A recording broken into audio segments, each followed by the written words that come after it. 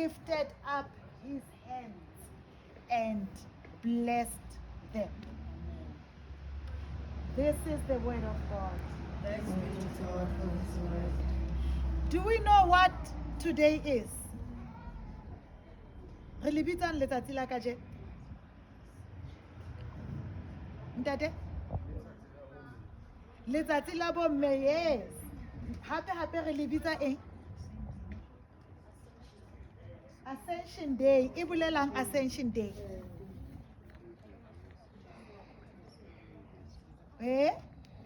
Andi? Ithini i-Ascension Day ma?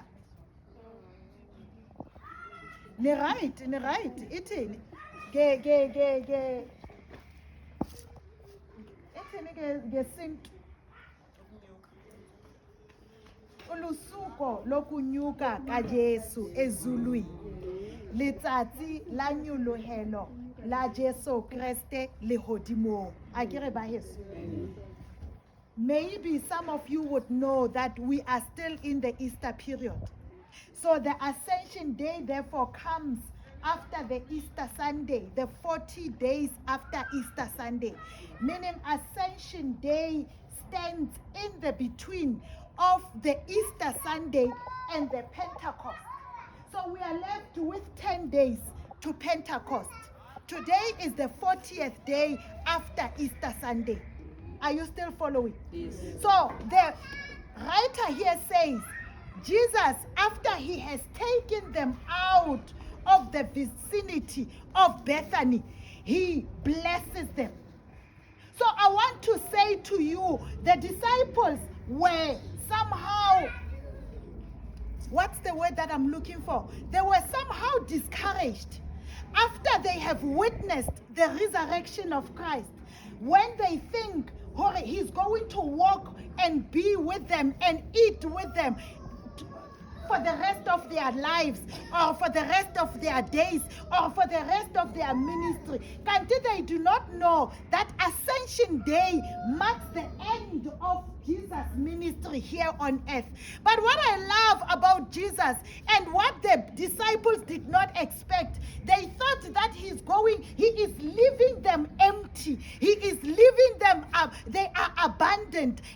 They do not realize as he ascends, he lifts up his hands and he spreads up his hands and he blesses them. So I want to say to us, Baheso, I want to say to you that you are not abandoned. You are not left deserted. You are not left empty. You are blessed. Therefore, as we go in and out of our places, as you take the step, know that you are highly blessed and favored, because it is not only a blessing that happened in history, but it is continuous over us and over the Church of Christ. And what is the Church of Christ? Or who is the church? Is you and I, my brothers and sisters, mothers and fathers. And at the end, he does not only bless them, but he sends them. So we are blessed to be a blessing.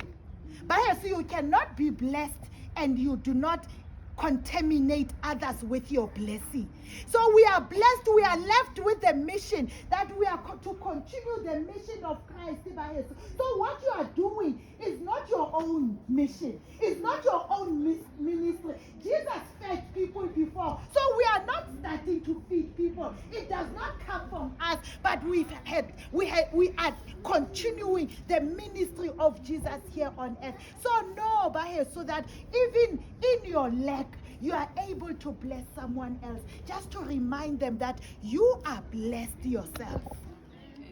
So in your places where you interact with others, just remind someone how much they are loved by God and they are seen by God and they are highly favored and they are precious to God. So bless them just there with that word of affirmation if you do not have anything to share with them. So we are blessed to be a blessing, because as we are living, we are the recipients of God's blessing by her. So we live therefore as people of hope, as people of who are caught up with nothing but God's mission.